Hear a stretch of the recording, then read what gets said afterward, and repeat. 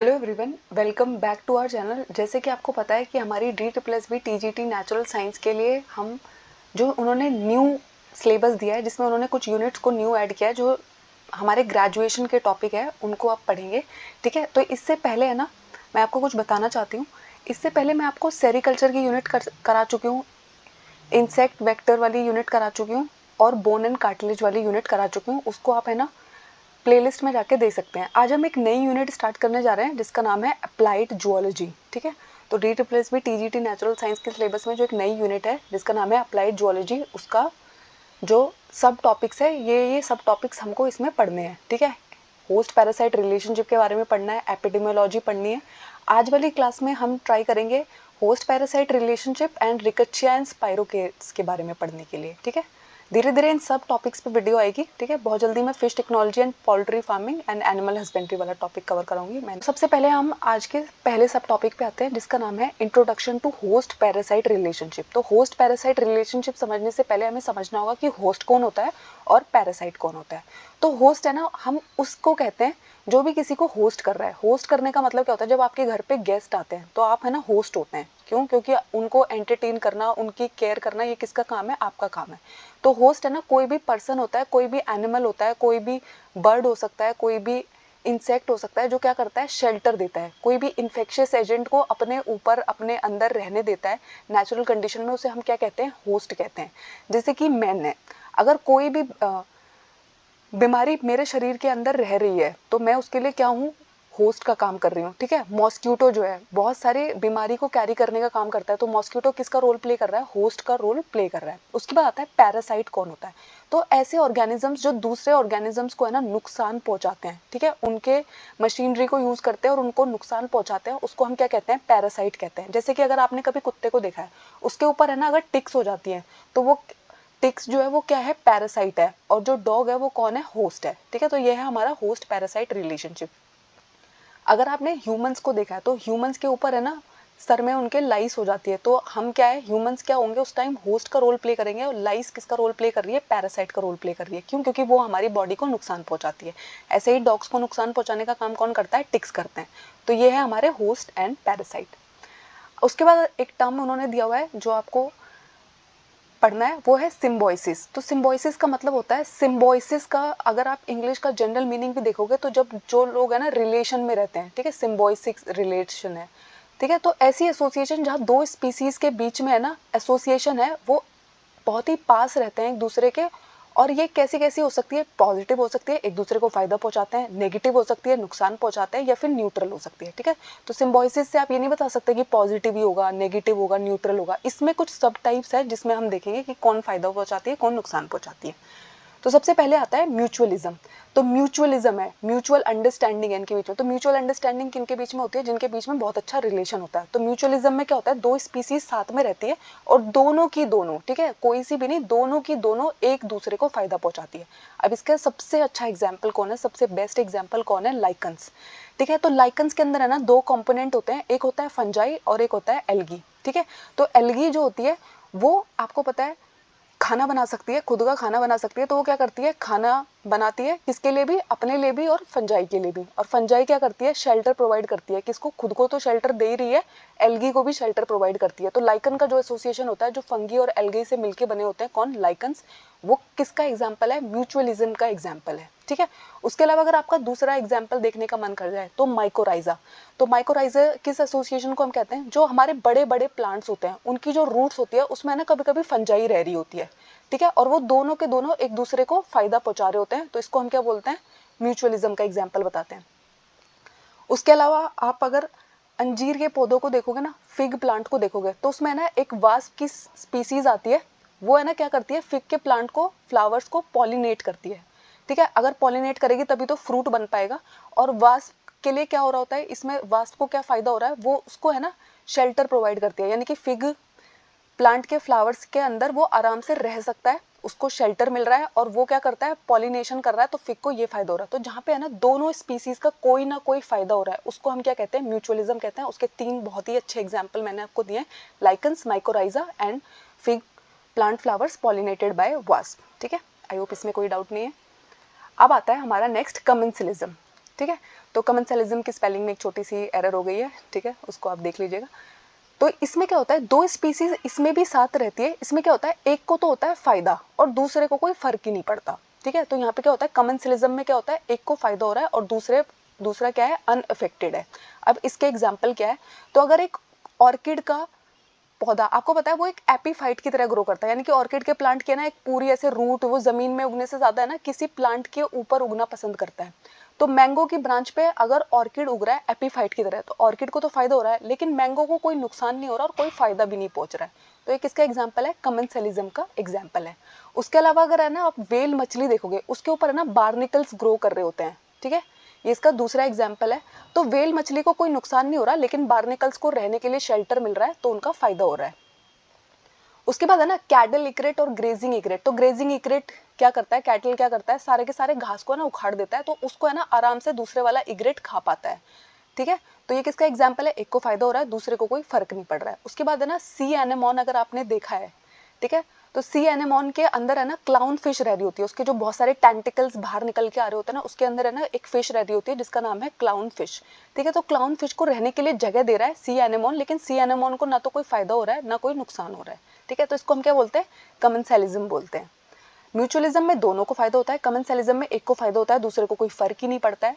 अब आता है तीसरे टाइप का एसोसिएशन जो हमारे लिए सबसे ज्यादा इंपॉर्टेंट है जानना, वो है पैरासिटिज्म।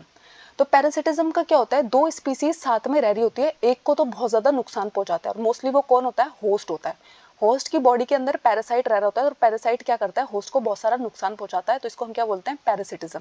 एक को फर्क नहीं पड़ रहा है, पैरासाइट के तो खूब मजे आ रहे हैं लेकिन दूसरे को क्या हो रहा है, नुकसान हो रहा है। अब इसमें पहला एग्जाम्पल है मलेरिया पैरासाइट। तो आपको पता है मलेरिया पैरासाइट किसका एग्जाम्पल है, प्रोटोजोआ का एग्जाम्पल है, जो ह्यूमन और मॉस्किटो को ना एज होस्ट यूज करता है, यानी कि जो मॉस्किटो होता है उसके अंदर ये ग्रो करता है, वो वेक्टर की तरह आके हमें काट लेता है और फिर मलेरिया हमारी बॉडी में मल्टीप्लाई कर रहा होता है, हमें नुकसान पहुंचाता है, हमें मलेरिया नाम की बीमारी दे देता है, हमारी तबियत खराब होती है। तो पैरासिटिज्म में क्या हो रहा है, वो तो ग्रो कर रहा है आराम से मजे से हमारी बॉडी में ग्रो कर रहा है, लेकिन हमें क्या हो रहा है, बहुत सारा नुकसान हो रहा है। तो हम इस केस में क्या है, हम होस्ट का रोल प्ले कर रहे हैं, मैन जो है वो होस्ट का रोल प्ले कर रहा है, और जो प्रोटोजोआ है वो क्या है, पैरासाइट है, ठीक है। उसके अलावा है ना लिवर फ्लूक, छोटे बच्चे होते हैं ना उनके पेट में कीड़े हो जाते हैं, ठीक है, तो उसके वो भी क्या है, वो पैरासाइट का एग्जाम्पल है। उसके अलावा ह्यूमन लिवर फ्लेक, इसके है ना दो इंटरमीडिएट होस्ट है, यानी कि ये है ना स्नेल और फिश को यूज करता है और उसके बाद है ना ह्यूमंस को आके बीमारी देता है, इसको भी हम क्या कहते हैं, पैरासिटिज्म कहते हैं। तो आई होप इसमें आपको कोई डाउट नहीं रह गया। उसके बाद आता है पैरासाइट कितने कितने प्रकार के हो सकते हैं, क्या क्या उनके टाइप्स हो सकते हैं। तो सबसे दो मेन टाइप जो सबसे पहले हमें पढ़ना है स्लाइड में, वो है एक्टोपैरासाइट और एंडोपैरासाइट। तो ऐसा पैरासाइट एक्टो जो आपके एक्सटर्नल सरफेस पे रह रहा हो, आपकी बॉडी के अंदर नहीं रह रहा है, आपके बॉडी के सरफेस के ऊपर रह रहा है, उसको हम बोलते हैं एक्टोपैरासाइट। जैसे अगर हमारे सर में जुएं हो रखी हैं, वो हमारे अंदर नहीं हो रखी, दिमाग के अंदर नहीं हो रखी है, शरीर के एक्सटर्नल सरफेस पे हो रखी है, तो ये किसका एग्जाम्पल है, एक्टोपैरासाइट का एग्जाम्पल है। कुत्ते को अगर टिक हो रखी है तो किसका एग्जाम्पल है, एक्टोपैरासाइट, क्योंकि वो एक्सटर्नल सरफेस पे है।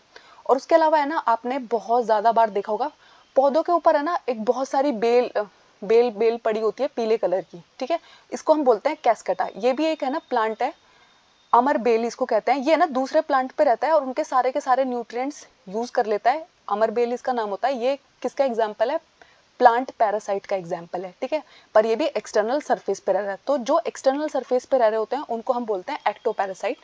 उसके बाद हम आते हैं एंडोपैरासाइट पे। तो ऐसा पैरासाइट जो बॉडी के अंदर रह रहा होगा, ठीक है, हमारे इंटरनल ऑर्गन्स के अंदर रह रहा होगा, उसको हम बोलते हैं एंडोपैरासाइट। तो जो हमारा ह्यूमन बॉडी होता है उसके अंदर जो हमारा लिवर होता है, हमारी जो रेड ब्लड सेल्स होती है, उसके अंदर कौन रह रहा होता है, हमारा प्लाज्मोडियम पैरासाइट रह रहा होता है।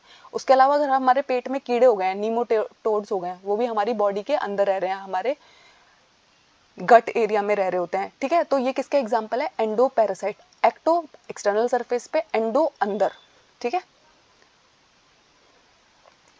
उसके बाद आता है ऑब्लिगेटरी पैरासाइट क्या होते हैं और फैकल्टेटिव पैरासाइट क्या होते हैं। तो ऐसे पैरासाइट जो अपनी लाइफ साइकिल कभी कंप्लीट ही नहीं कर पाएंगे अगर उन्हें होस्ट नहीं मिला, यानी कि अगर होस्ट की बॉडी नहीं होती ना तो ये लोग सर्वाइव ही नहीं कर पाते हैं, इसलिए इनको हम क्या बोलते हैं, ऑब्लिगेटरी पैरासाइट। ऑब्लिगेट हो गया है, कंपलसरी हो गया है, ठीक है। तो जैसे वायरस होता है, प्लाज्मोडियम प्रोटोजोआ होता है, प्लाज्मोडियम प्रोटोजोआ अगर किसी की बॉडी के अंदर नहीं जाएगा ना तो वो ग्रो ही नहीं कर पाएगा, ठीक है, क्योंकि मॉस्किटो की बॉडी के अंदर वो क्या करता है, अपना मल्टीप्लिकेशन करता है, ठीक है। तो ऑब्लिगेटरी पैरासाइट का मतलब होता है जिनकी लाइफ साइकिल पूरी नहीं हो पाएगी अगर उन्हें होस्ट नहीं मिला। तो ये किसका एग्जांपल है, ऑब्लिगेटरी पैरासाइट, और इसके अंदर कौन आते हैं, वायरसेस और Plasmodium protozoa.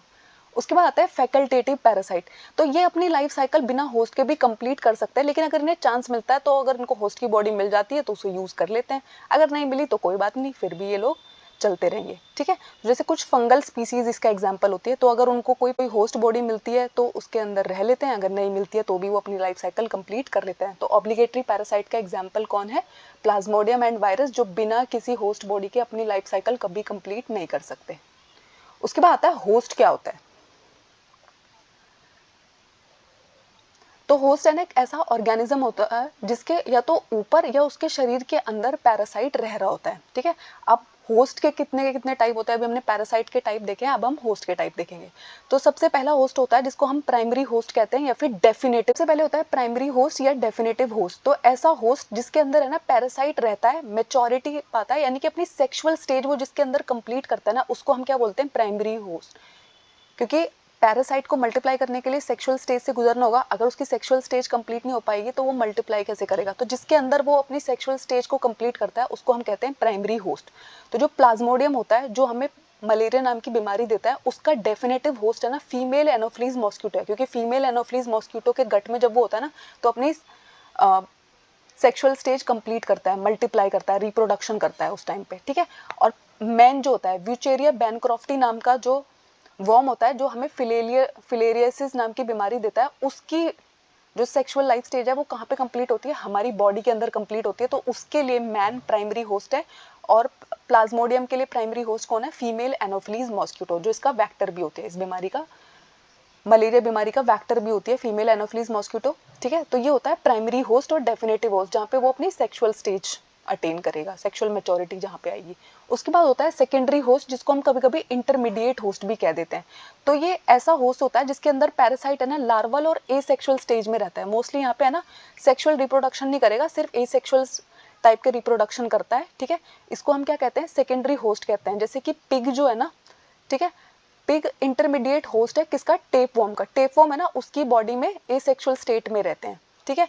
Man intermediate host है प्लाज्मोडियम। हमारी बॉडी में जब प्लाज्मोडियम एंटर कर देता है तो वहाँ पे जो वो जिस टाइप का रिप्रोडक्शन कर रहा होता है ना वो सिर्फ एसेक्सुअल होगा, सेक्सुअल नहीं करेगा, एसेक्सुअल करेगा, इसलिए हम उसके है ना सेकेंडरी होस्ट या इंटरमीडिएट होस्ट कहलाते हैं। और उसका प्राइमरी होस्ट कौन है, फीमेल एनोफ्लीज मॉस्किटो।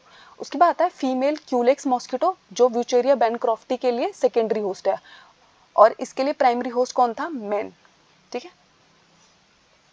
उसके बाद नेक्स्ट आता है रेजर्वोयर। तो रेजर्वोयर का मतलब क्या होता है, जब हमने किसी चीज को इकट्ठा करके रखा होता है। तो रिजर्वोयर का मतलब होता है जब किसी भी पर्सन, एनिमल, ऑर्थ्रोपॉड, प्लांट या सॉइल के अंदर किसी भी पैरासाइट की इन्फेक्शियस स्टेट रहती है और बस मल्टीप्लाई कर रही है, उसको नुकसान नहीं पहुंचा रही है, वहां पे सिर्फ वो ग्रो कर रही है, खुद को बड़ा कर रही है, मल्टीप्लाई कर रही है, सर्वाइवल के लिए रिप्रोड्यूस कर रही है, लेकिन उसको बीमारी नहीं देगी, उसकी बॉडी से जब दूसरों के अंदर जाएगी तो बीमारी देगी, ठीक है। जिसके अंदर बस वो रह के मल्टीप्लाई कर रहे हैं, उसको अपना घर मान लिया उन्होंने।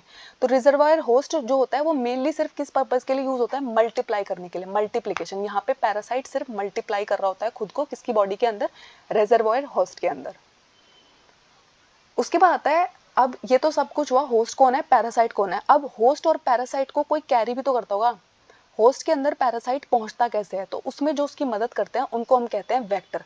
तो ऐसे ऑर्गेनिज्म जो पैरासाइट को है ना बॉडी में पहुंचाते हैं उसको हम क्या कहते हैं, वेक्टर कहते हैं। जैसे कि मॉस्किटो, मच्छर, मक्खियाँ, बग, टिक्स, लाउजेस, ये क्या करते हैं, पैरासाइट को हमारी बॉडी के अंदर पहुंचाने का काम करते हैं। अब ये दो टाइप के हो सकते हैं, एक होता है मैकेनिकल वेक्टर और एक होता है बायोलॉजिकल वेक्टर, ठीक है। तो जो है ना इन्फेक्टिव स्टेज की पैरासाइट को है ना, जो है ना इन्फेक्टिव स्टेज को है ना सिर्फ एक जगह से दूसरी जगह पहुंचा देता है, जिसके अंदर है ना कोई भी डेवलपमेंट नहीं होगा। यानी कि पैरासाइट है ना इसके अंदर कोई भी ना सेक्सुअल स्टेट करेगा ना एसेक्सुअल स्टेट करेगा, सिर्फ वो इसके अंदर रह रहा है, ये सिर्फ उसको कैरी करने का काम करता है। तो जैसे कि है ना एंटामीबा हिस्टोलिका नाम की जो बीमारी होती है उसके लिए जो कैरियर होता है, मैकेनिकल वेक्टर जो उसका कैरियर होता है वो होती है हाउस फ्लाइज। हमारे घर में जो मक्खियाँ होती है ना उसको हम बोलते हैं हाउस फ्लाई। तो ये बीमारी है ना किसके थ्रू आती है, हाउस फ्लाइज के थ्रू हमारी बॉडी में एंटर करती है। तो ये उसका किस टाइप के वेक्टर है, मैकेनिकल वेक्टर है। उसके बाद आता है बायोलॉजिकल फैक्टर, तो जिसके अंदर है ना पैरासाइट रह रहा है, पहले वो है ना अपने आप को डेवलप कर रहा है, अपने आप को और भी ज़्यादा खतरनाक बना रहा है, तो उसको हम क्या बोलते हैं, बायोलॉजिकल वेक्टर बोलते हैं। जैसे कि female Anopheles mosquito, female Anopheles mosquito के अंदर प्लाज्मोडियम खुद को मल्टीप्लाई करता है, ठीक है, और उसके बाद है ना फीमेल एनोफ्लीज मॉस्किटो ह्यूमंस को काट लेती है और उनको क्या हो जाता है, मलेरिया हो जाता है, ठीक है। तो ये वेक्टर का रोल तो प्ले कर ही रहे हैं, प्लस उसकी सेक्सुअल स्टेज कंप्लीट कराने में भी रोल प्ले करते हैं, तो ऐसे वेक्टर्स को हम क्या कहते हैं, बायोलॉजिकल वेक्टर कहते हैं।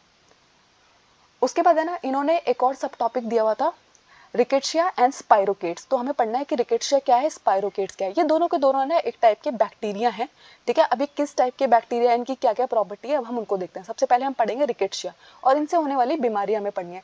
इससे पहले ना मैंने एक लेक्चर अपलोड कर रखा है, इसी प्लेलिस्ट में है, डिजीजेस करके, उसको आप देखिए क्योंकि उसका इंपॉर्टेंस बहुत ज़्यादा बढ़ गया है, क्योंकि बहुत सारी बीमारियां उन्होंने हमारे सिलेबस में ऐड कर दी हैं, ठीक है। उसमें मैंने हर टाइप की बीमारी आपको डिस्कस की है।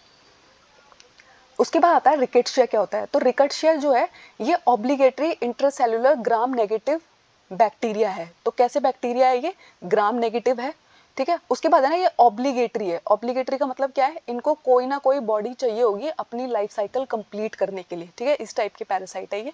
उसके अलावा है ना ये नॉन मोटाइल है, इनके पास फ्लैजिला ही नहीं है, दे लैक फ्लैजिला, तो फ्लैजिला ही नहीं होगा तो मोटाइल कैसे, मोटाइल का मतलब क्या होता है, मूवमेंट करने में जब इनकी कोई हेल्प कर सके, तो जिसके पास फ्लैजिला ही नहीं है वो मूव कैसे करेगा, तो ये नॉन मोटाइल बैक्टीरिया है, ग्राम नेगेटिव है, एरोबिक है, ठीक है, यानी कि ऑक्सीजन की रिक्वायरमेंट होती है इनको, ठीक है। एरोबिक एंड एनारोबिक दो टाइप के बैक्टीरिया होते हैं ना, ये सिंगल भी मिल सकते हैं आपको, कॉलोनी में भी मिल सकते हैं, पेयर्स में भी मिल सकते हैं, और फिलामेंट्स यानी कि ऑल टाइप की फॉर्म्स ये आपको शो करते हैं, फिलामेंट्स की फॉर्म में भी होते हैं, कॉलोनी की फॉर्म में भी होते हैं। इनकी जो सेल वॉल है वो पेप्टाइडोग्लाइकन की बनी हुई है, और इनमें मोस्टली जो रिप्रोडक्शन हो रहा है, रिकेट्शिया का जो रिप्रोडक्शन हो रहा होगा वो मोस्टली बाइनरी फिजन के थ्रू हो रहा होता है, ठीक है। तो आपको ये सारी बातें याद रखनी है कि ये ग्राम नेगेटिव बैक्टीरिया है, एरोबिक बैक्टीरिया है, ऑब्लिगेटरी है, और इनके पास फ्लैजिला नहीं है। स्पाइरोकेट्स एंड रिकेट्शिया में जो मेजर डिफरेंस है वो यही है कि उसके पास, स्पाइरोकेट्स के पास फ्लैजिला होता है और रिकेट्शिया के पास फ्लैजिला नहीं होता है, ठीक है। उसके बाद है ना रिकेट्शिया क्या करती है, ये जो बैक्टीरिया है अब ये ह्यूमंस में जाएंगे क्योंकि इनको होस्ट चाहिए, ठीक है। तो ये किसके थ्रू ट्रांसमिट करते हैं खुद को, डिफरेंट क्लास ऑफ आर्थ्रोपोडा, बहुत सारे आर्थ्रोपोड जो एनिमल्स होते हैं, इंसेक्ट्स होते हैं, वो इनकी हेल्प करते हैं, ठीक है। जैसे कि टिक, लाइस, लाउज, माइट्स, फ्लीज, ये इन सब की मदद लेके बॉडीज में, एनिमल्स और ह्यूमंस की बॉडी में जाते हैं, ठीक है। ये बैक्टीरिया मोस्टली हमारा जो सलाइवरी ग्लैंड्स और गट वाला एरिया ना उसमें रह रहे होते हैं, ठीक है। अब रिकेट्शिया से होने वाली बीमारियां कौन कौन सी है, ठीक है। तो दो मेजर बीमारियां जो हमें पढ़नी है वो है epidemic types fever and spotted fever, ये मेजर बीमारियां है जो रिकेट्शिया कॉज करता है। अब कौन सी स्पीसीज कॉज करती है वो देखना है। तो एपिडेमिक टाइफस फीवर पे हम पहले आ जाते हैं, तो रिकेट्शिया प्रोवैज़की, ये नाम आपको याद रखना है क्योंकि मेरे अकॉर्डिंग एग्जाम में यहाँ से जो क्वेश्चंस बनेंगे वो यही बनेंगे कि एपिडेमिक टाइफस फीवर, और इसको है ना टाइफॉइड फीवर मत समझ लेना, ये उसके जैसा टाइप का फीवर होता है, लेकिन टाइफॉइड आपको पता है वो सैल्मोनेला टाइफी नाम के बैक्टीरिया से होता है, लेकिन रिकेट्शिया प्रोवैज़की की वजह से जो फीवर होता है उसका नाम है एपिडेमिक टाइफस फीवर, ठीक है। तो ह्यूमन के अंदर जो बॉडी लाउज नाम का आर्थ्रोपोड होता है वो है ना हमारी बॉडी के अंदर इस बैक्टीरिया को डाल देता है, जिसकी वजह से हमें कौन सा फीवर हो जाता है, टाइफस फीवर हो जाता है। तो अगर आप बहुत ही गंदी कंडीशन में रहते हैं, बहुत भीड़ भाड़ वाले इलाके में रहते हैं, तो बहुत हाई चांस है कि रिकेट्शिया प्रोवैज़की आपको इन्फेक्ट कर देगा, ठीक है। इसको हम वो कैसे कर सकते हैं, जितनी ज़्यादा आप सफाई रखोगे, बॉडी लाउस को पैदा ही नहीं होने दोगे, तो आप इस बीमारी से बचे रहोगे। और जब आपको ये बीमारी हो जाती है, क्योंकि ये बैक्टीरिया का एक टाइप है, तो इसका इलाज करने के लिए क्या दी जाती है, एंटीबायोटिक्स दी जाती हैं, ठीक है। लेकिन आपको याद रखना है कि टाइफॉइड सैल्मोनेला टाइफी से होता है और टाइफस फीवर रिकेट्शिया प्रोवैज़की से होता है। उसके बाद आता है म्यूराइन टाइफस, ठीक है। तो म्यूराइन टाइफस आपको होता है रिकेट्शिया टाइफी की वजह से, सैल्मोनेला टाइफी टाइफॉइड की वजह से होता है, याद रखिएगा, ठीक है, कंफ्यूज नहीं होना है। इसको कौन ट्रांसमिट करेगा, वहां पे बॉडी लाउस ट्रांसमिट कर रही थी, इसको हमारी बॉडी में पहुंचाने का काम कौन करता है, फ्लीज करती है, ठीक है। ये भी ऑर्थ्रोपोड का एक टाइप होती है फ्लीज, ये हमारी बॉडी में लेके आती है इसको। उसके बाद आता है एक स्क्रब टाइफस होता है, जो किस ऑर्गेनिज्म की वजह से होता है, ओरिएंटा टुसुमुस्कीज की वजह से, ठीक है। ये है ना माइट्स, जो ऑर्थ्रोपोड का एक क्लास का टाइप है, उसमें से जो माइट्स होते हैं वो ह्यूमंस के अंदर इसको लेके आते हैं। आपको ये तीनों टाइप याद रखना है, और सबसे इंपॉर्टेंट है रिकेट्शिया प्रोवैज़की, जिसकी वजह से एपिडेमिक टाइफस फीवर होता है, ठीक है। उसके बाद आता है स्पाइरोकेट्स। तो स्पाइरोकेट्स जो होते हैं ये हेटेरोजेनस बैक्टीरिया है, फ्री लिविंग है, सैप्रोफिटिक भी हो सकते हैं और पैरासिटिक भी हो सकते हैं, यानी कि इसके अंदर है ना सैप्रोफिटिक भी होता है, यानी कि डेड एंड डिकेइंग मटेरियल को खा के इनकी लाइफ चल रही है, और पैरासाइट यानी कि किसी लिविंग ऑर्गेनिज्म के अंदर जाके ग्रो करेंगे, ठीक है। कीमो ऑटोट्रॉफिक होते हैं, ठीक है, आपको पता है ना ऑटोट्रॉपिक, हेटरोट्रॉपिक, कीमो ऑटोट्रॉपिक, तो ये है ना केमिकल्स के ऊपर वो करते हैं, तो कीमो ऑटोट्रॉपिक है। इसके अलावा ये भी ग्राम नेगेटिव बैक्टीरिया है, आपको पता है अभी जो हमने पढ़ा रिकेट्शिया वो भी ग्राम नेगेटिव होता है, ठीक है, लेकिन ये मोटाइल है, वो नॉन मोटाइल थे, उनके पास फ्लैजिला नहीं था, इनके पास एक्सियल फिलामेंट होता है जो इनकी मूवमेंट में हेल्प करता है, इनके पास फ्लैजिला होता है, इनके पास एक्सियल फिलामेंट होता है जो है ना दो बैक्टीरियल की जो मेम्ब्रेन है, इनर और आउटर मेम्ब्रेन है, उसके बीच में जो पेरीप्लाज्मिक स्पेस है वहां से निकल रहा होता है एक्सियल फिलामेंट, ठीक है, जो इनकी किस में मदद करता है, मूवमेंट में मदद करना है। तो आपको सबसे मेजर डिफरेंस जो इनके बीच में याद रखना है वो क्या है कि जो रिकेट्शिया थे वो नॉन मोटाइल होते हैं, स्पाइरोकेट जो होते हैं वो मोटाइल होते हैं, ठीक है, ग्राम नेगेटिव दोनों है, और ये है ना सेप्रोफिटिक और पैरासिटिक भी हो सकता है, और रिकेट्शिया जो होता है वो मोस्टली सिर्फ पैरासिटिक होता है। उसके बाद आता है स्पाइरोकाइट्स बैक्टीरिया हमें कौन कौन सी बीमारी देते हैं, तो ये 4 बीमारियां हैं जो बहुत ही मेजर है, वो है leptospirosis, Lyme disease, relapsing fever and syphilis. तो ये सिफिल्स जो है बहुत इंपॉर्टेंट है, ठीक है, क्योंकि ये सेक्सुअली ट्रांसमिटेड डिजीज है। तो स्पाइरोकाइट्स में सबसे पहली जो है वो है लेप्टोस्पायरोसिस। ये कौन से बैक्टीरिया की वजह से हमें होती है, तो लेप्टोस्पाइरा बैक्टीरिया की वजह से हमें लेप्टोस्पायरोसिस हो जाता है, ठीक है। ये एक जूनोटिक डिजीज है। जूनोटिक डिजीज का मतलब होता है ऐसी बीमारी है जो एनिमल्स से है ना ह्यूमंस में आ जाती है। अगर है ना एनिमल्स ने कोई ये बीमारी है, उसके अंदर ये बैक्टीरिया रह रहा है, उसने कहीं पे है ना टॉयलेट कर दिया, यूरिन कर दिया, और अगर गलती से उसके टच में हमारी बॉडी आ गई ना तो हमें क्या हो जाएगा, लेप्टोस्पायरोसिस हो जाएगा, ठीक है। तो इसमें ना क्या होगा, फ्लू लाइक सिम्टम्स आते हैं, आपको बहुत तेज बुखार होता है, वॉमिटिंग होने लग जाती है, हेडेक होने लग जाता है, ठीक है, ये सारे के सारे आपके सिम्टम होंगे, और इन्फेक्टेड यूरिन आता है। और एनिमल से ह्यूमंस में आने वाली डिजीज क्या कहलाती है, जूनोटिक डिजीज कहलाती है, ठीक है। एनिमल से जो ह्यूमन बॉडी में जा सकती है उनको हम कहते हैं जूनोटिक डिजीज, तो ये जूनोटिक डिजीज का भी एग्जाम्पल है। उसके बाद आता है सेकेंड सिफिलिस, ठीक है। तो सिफिलिस जो होता है वो ट्रेपिनोमा पैलिडियम नाम के स्पाइरोकाइट्स की वजह से होता है। ट्रेपिनोमा पैलिडियम बहुत ज़्यादा इंपॉर्टेंट है सिफिलिस, ठीक है, इसको ज़रूर याद रखना है आपको क्योंकि ये सेक्सुअली ट्रांसमिटेड डिजीज़ है। तो ये जो बैक्टीरिया है ट्रांसवर्स फिजन के थ्रू मल्टीप्लाई होता है, ठीक है। अब ये बीमारी कैसे कैसे फैल सकती है, तो सेक्सुअली ट्रांसमिटेड डिजीज़ है, ठीक है, इंटीमेट रिलेशनशिप की वजह से आपको फैल सकती है, अगर आपके पार्टनर को है तो आपके अंदर ट्रांसमिट हो सकती है।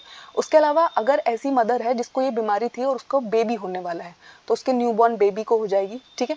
उसके बाद है ना इसके क्या क्या टाइप है, प्राइमरी सिफिलिस अगर आपको हुआ तो आपका जो जेनाइटल एरिया है उसमें है ना सोर्स हो जाएंगे, ठीक है, डे टाइप हो जाएंगे, ठीक है, सोर्स बोलते हैं जिनको। उसके बाद आता है सेकेंडरी सिफिलिस, इसमें ना बॉडी पे रैशेस आने लग जाते हैं, आपके हाथ और पैरों पे भी रैशेस होने लग जाते हैं। फिर उसके बाद आता है टर्शरी सिफिलिस, इसमें है ना आपका जो पूरा का पूरा skeletal, nervous system, lymph node, spleen, liver, यानी कि आपके सारे इंटरनल ऑर्गन को बहुत ज़्यादा डैमेज पहुंचने लगा है। तो आपको पता है सेक्सुअली ट्रांसमिटेड डिजीज जो होती है वो हमारे लिए बहुत ज़्यादा हार्मफुल होती है, तो इसलिए हमें है ना प्रोटेक्शन यूज़ करना चाहिए, ठीक है, लोगों को अवेयर रखना चाहिए, ठीक है। उसके बाद आता है लेटेंट सिफिल्स। तो लेटेंट सिफिल्स का मतलब होता है ऐसी बीमारी जैसे वो आपकी बॉडी के अंदर है लेकिन कोई भी सिम्टम नहीं शो कर रही है, हिडन है। लेटेंट का मतलब क्या होता है, कोई भी चीज़ हिडन है, तो है ना सिम्टम्स के बिना अगर आपके शरीर में सिफिल्स रह रहा है तो उसको हम क्या बोलते हैं, लेटेंट सिफिल्स बोलते हैं, ठीक है। सेक्सुअली ट्रांसमिटेड डिजीज है, किस बैक्टीरिया की वजह से होती है, ट्रैपिनोमा पैलिडियम की वजह से होती है।